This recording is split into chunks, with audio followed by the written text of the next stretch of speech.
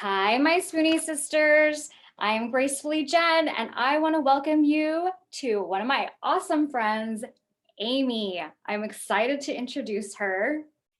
And yeah, why don't we start out about you telling us all about yourself? What do you want to share? My name is Amy Arns, and I currently live in Iowa with my husband and our dog. I am very, very outdoorsy, so Iowa is a little tough to fit that in. My passions are definitely hiking and mountain biking and being outside. So we are actually in the process of selling our house and moving into an RV full time. So that'll be a whole new adventure, and I'm excited. So that's all about me. I'm so excited for you. I can't wait to watch your adventure unfold. So, I wanted to share with everybody the how we met story, but I don't know if we actually know what that is. We have no idea. We met on Instagram Yeah, yeah. somehow. I don't know who reached out to who. Maybe one of us liked each other's reels. I don't even know. It could be. I was really big into like searching hashtags, so it might have been that. Who knows? Maybe it was our anxiety that brought us together. That could be. Yeah. All right. Well, let's dive in and let's talk about why we're here and about anxiety. So, what is your diagnosis story? What does it look like?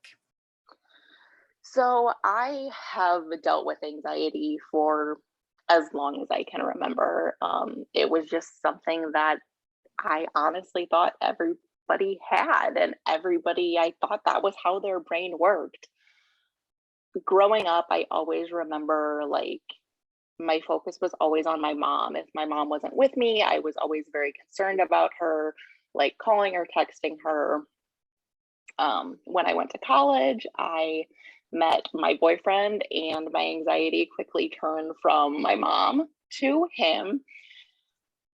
Things got a little crazy health wise. He deals with a lot of health issues. He was diagnosed at 16 with UC. By the time he was 23, we were making the decision to have his colon removed. And he later then got diagnosed with Crohn's. And so that definitely set my anxiety into overdrive. I Yeah. was no longer able to function. Our relationship was not in a good spot. And he gave me the option of either separating because neither one of us was happy or going to therapy. And 100% I was like, yep, let's go to therapy. So I remember sitting in our first couples session, and the therapist was like, so you have anxiety, like you guys love each other deeply. I know that isn't an issue.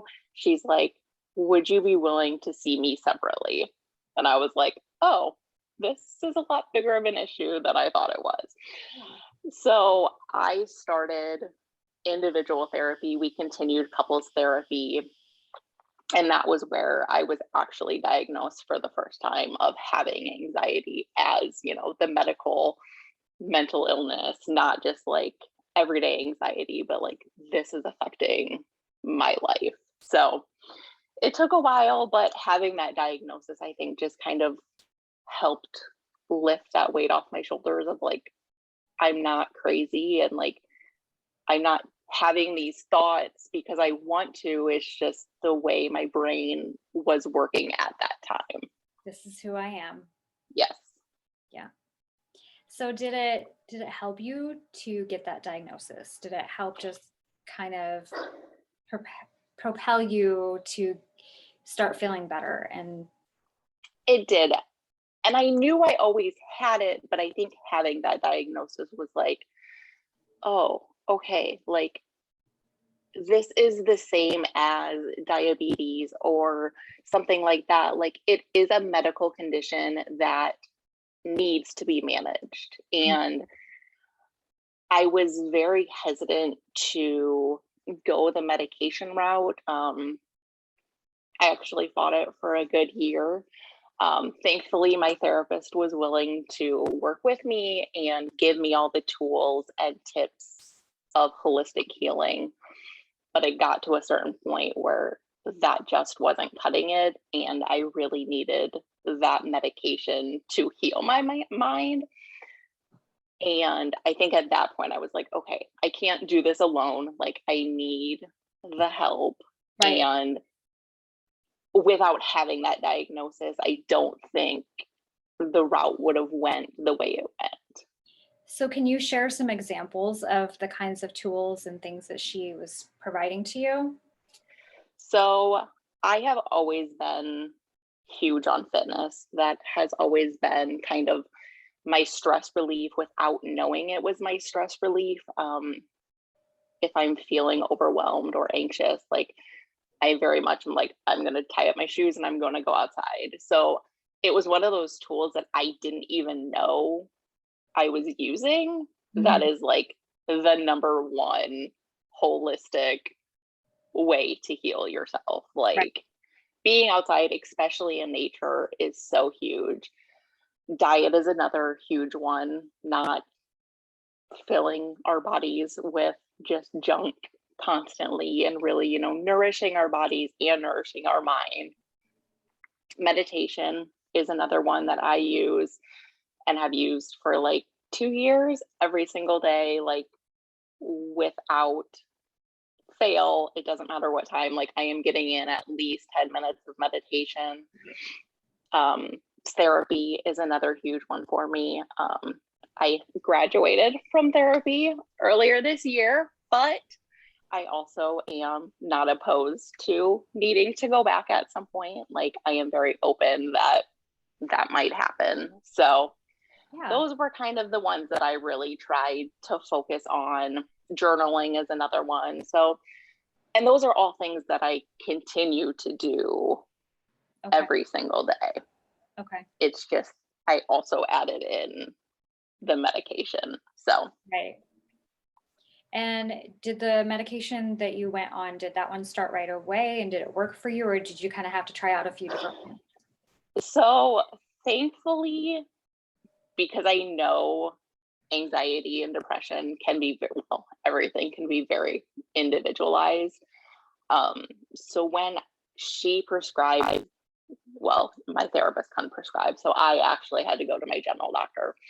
And when my general doctor prescribed the medicine, I had posted on Facebook and I got a ton of messages about people like warning me about taking the meds because of the horrible side effects. And I was already super nervous to begin taking them to start with. So That that made like me get put more my, nervous. right, like that put my anxiety in overdrive where I was like, I don't want to take these to begin with. And now I'm getting all these horror stories.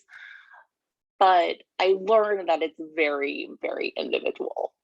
And for me, I have no side effects. I would say it took about a week. I remember my husband came into my office and he was like, "You seem different.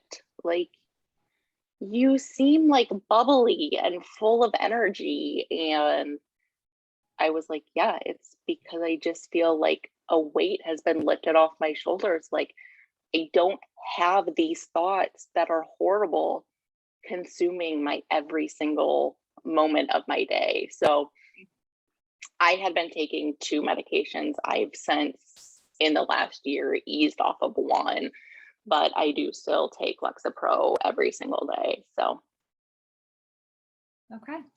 You yeah. know, yeah, and kind of like you, I did therapy. I started it in high school. And one of the things that they did for me was they had this thing where they were like, okay, I want you to lay on the ground and start wiggling your toes. Okay, now start wiggling your feet. Now wiggle your ankles and so on. And they just had me go all the way up. And supposedly it's supposed to help relax you. Hmm. But I think I was so extreme at that point that it was like, you're just getting me more aggravated. Yes. Like I can't calm down right now. Yeah. Well, And I think that's the other thing is like finding the therapist that works for you. Oh yeah, absolutely. Because the same one even told me to, I would pace. I was a pacer. The more my Mhm. anxiety was amping up, the more I wanted to pace. He told me to sit on my hands. Just sit down, sit on your hands. And I'm like, how is that gonna help me? Right. Like I'm probably gonna get more anxious and want to vomit, but thank you. Yeah. I was gonna say my first therapist, like, so my anxiety, like I said, revolves very much around one person. And so at that point, it was my husband, and she was like, "We'll have him go on a weekend trip and not tell you where he's going and just go." And I was like, I literally want to die right now. Like, no, I'm not doing that. And How when I found like my therapist now, she was like, have him go for a walk by himself. Like, let you know the route he's going to go, but let him go by himself. And so it was like, oh, you have to find that therapist that works for you because, or doctor, like, you have to find that person that you trust, or it's not going to work. Mhm. You need someone that's going to listen to you and is going to work those baby steps with you. Yes. Because letting him go on a walk is one thing, having him completely gone for a weekend to who Right. knows And where, having no idea, like, yeah, I couldn't even imagine. I can't, I can only try to wrap my head around that one, but no. I stopped seeing her after that. I It's like, don't, I'm done. My anxiety is healed. I don't blame you because I Yeah. can only imagine what that would feel like and it would be absolutely terrifying. Yeah. Don't throw me to the wolves. Right? Like, that's a little extreme for, like, most people would be cool with that, but Yeah. for the point I was at, that was not a good fit. Yeah. I had another counselor that I saw that gave me, and this was in college, this was one on campus. She gave me this like moldable thing. I don't even know what to call it. It could be out straight all the way, and then you could take Hmm. it and like wrap it around your wrist or wrap it around whatever. And it was more of a use this as something to distract yourself, just mold Right. it around. I think she might have called it a snake. I don't even know, but it was like Yeah. colored and I don't know. That's probably a better piece of advice than some of the other ones I got. Yeah. It's fun to talk to other people that have dealt with anxiety and just hear some of the things that they've been told. Some of the crazy tips. And like, there have been great things that I have learned along the way, but there have also been horrible, horrible suggestions and tips and tricks that I'm like, nope, not even going to try that. So how did I know this isn't in the list of questions, but how did this affect like your social life and your friendships? I didn't really have them. Um, Friendships were very much couple friends. So my husband would have friends that, as long as they had a significant other, then it was like, oh, now we're all friends. Um, we just didn't ever do anything apart. So I had friends, but we were always together. So it was never like, I have my friends, you have your friends. It was like, we have our friends. And if we're going to do something, we're going to do it together.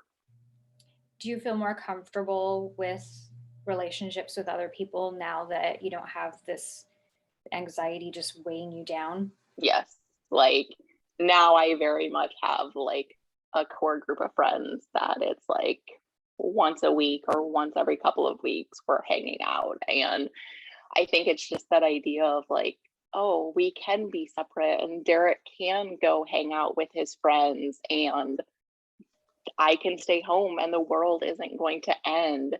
And just how healthy that's been for our relationship Yeah. and our relationship with other people is have definitely grown.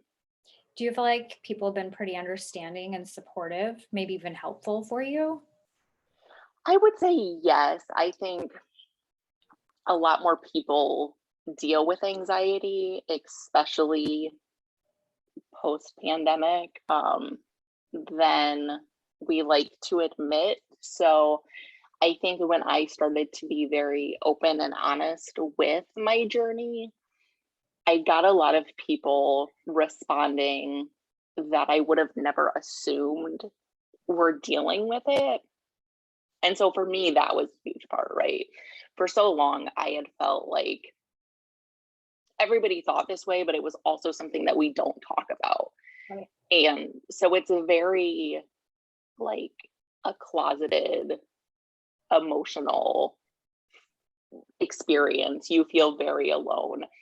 Even my husband was like, I don't understand what you're going through. Like I don't get it. So finding those connections of people that are like, no, I also deal with this all the time Yeah. was very like freeing and liberating to be like, oh, now I have someone that I can talk to and explain, or just be like, hey, I'm feeling anxious. And somebody would be like, oh, I get it. Like, you don't have to explain anymore. I get what you're going through.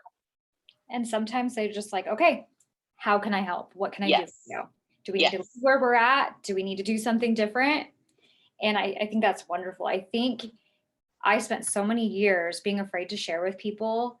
And now I feel so much better now that I have, because now I've got these people surrounding me that are like, okay, let's walk away from whatever this is. If this is a restaurant we're at and it's too busy and something's bothering you, okay, we're done here. And those are the kind Yeah, of people we need around us. absolutely. And I think the world is filled with so many of those people, Mhm. especially when we are open and honest about who we are. Exactly. And it's almost like the more we try to keep it to ourselves in a secret, the more the weight is crushing. 100%. Yeah.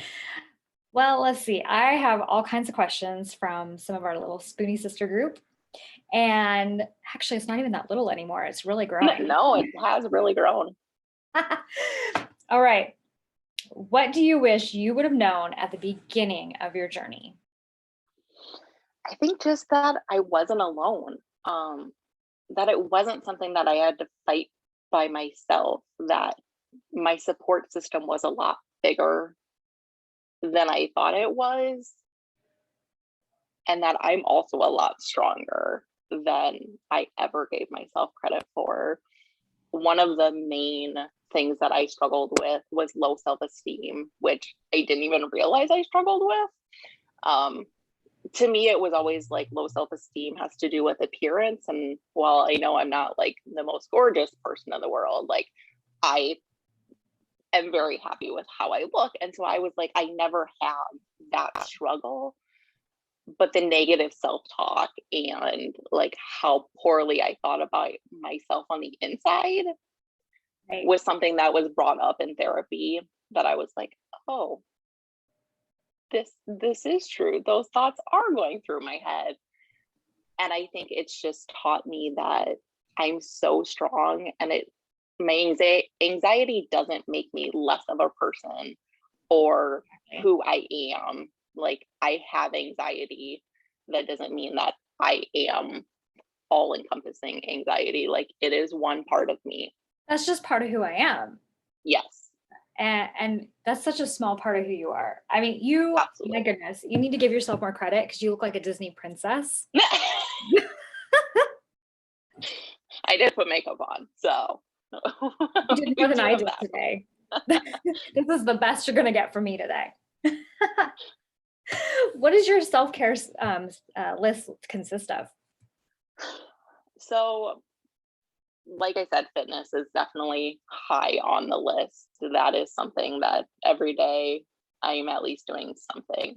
Running has become very therapeutic for me, which I never expected. Like, I was 100% that kid in high school that was like, how can I get out of running the mile, like in gym class? Because I hate it. I don't want to do it. I'm just going to walk it. But I've learned like it's so freeing for my mind that I try to get out as much as possible. Winters in Iowa are kind of rough, but we're easing into spring. So I'm excited for a lot more miles outside. I also spend a lot of time like coloring and doodling as a way to kind of let my mind escape and not be consciously thinking. Face mask I love a good charcoal mask. I used to love baths, but I no longer have a bathtub. So We've talked that about doesn't happen anymore. Yes, because I bought a whole bunch of bath bombs and then I was like, now what do I do? Like get a Rubbermaid container and like jump in my shower in my Rubbermaid container? Like, how that. am I supposed to do this? But Wow, that's quite the picture. You could get right. one of those really big There ones. are there are memes of it that people keep sending me, like, here, do this. And I'm like, Thank you for you know, that. I am actually tempted sometimes to be like, I could go get like one of those that a Christmas tree fits in. Like I would probably fit. And it's almost like, okay, I have all these bath bombs now. Do I save these in hopes I can use them later or figure out an option? Or are these gifts for people now? I gifted them all away That's what I because would have I done. was like, we live in a house that doesn't have a bathtub, and the RV idea was always there, and there's certainly not a Yeah. bathtub in an RV. So You could do a mini bath bomb for your feet. that's true. That is true. Well, you know what I love about your social media is you are always posting and sharing all your running and share and just sharing such encouragement to other people. And I think that helps promote self-care to other people. And I just think that's a wonderful thing. Yeah. And I think that's something that in therapy I learned was like self care and self love are so important. And for me, it was hard to realize that I didn't love myself. And so growing into, looking in the mirror and being like, no, I love the person that I see. Like that has been like 2021 was a huge year of growth for me.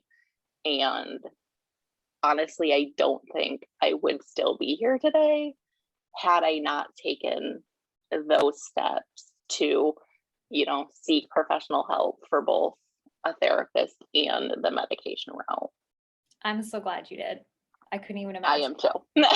not knowing you and not sharing and all the fun things that we share in on Yeah. social media.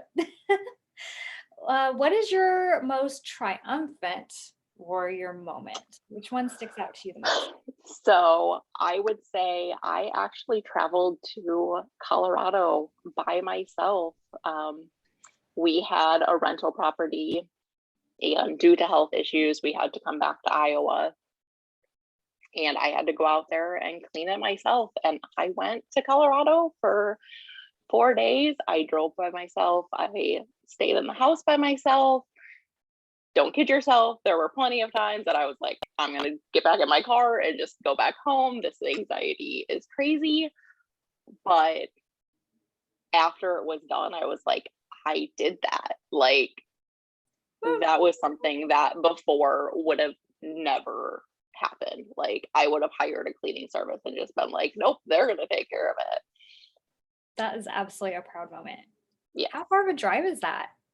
It was about 12 hours. So not crazy, but definitely the furthest I've ever been from my support system. And going all by yourself. Wow. Yes. Wow. I'm proud of you. I know. It was definitely one of those things where I was like, that was cool. Like, That's a big deal. And I think that is definitely a triumphant warrior moment because you can be yeah, like, if I can do that, I can do I can do anything. anything. Mhm. Yeah. So, what are a few misconceptions about anxiety that you originally believed were true? I think first, just that we can't talk about it, that somehow talking about mental health and anxiety and depression is frowned upon. Right. That's very much not the case, or at least I am making that not the case. Um, if I can just help one person know, like, it's okay, you're not alone, the world needs you, like, that to me is worth it. I think the other thing is I was so against medication when I started because I saw it as like a failure.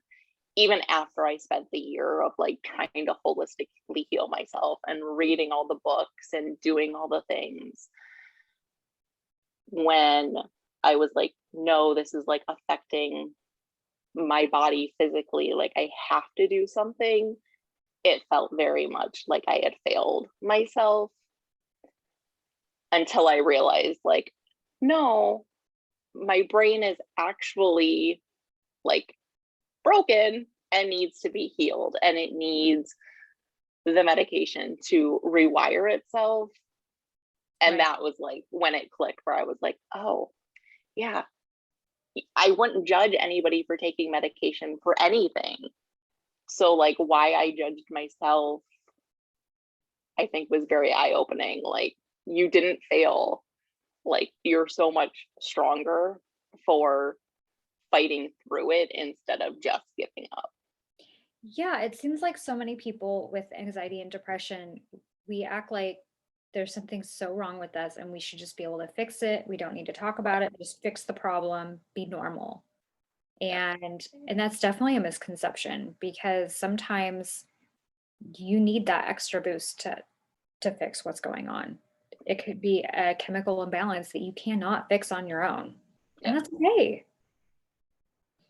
We are who we are, right? Right.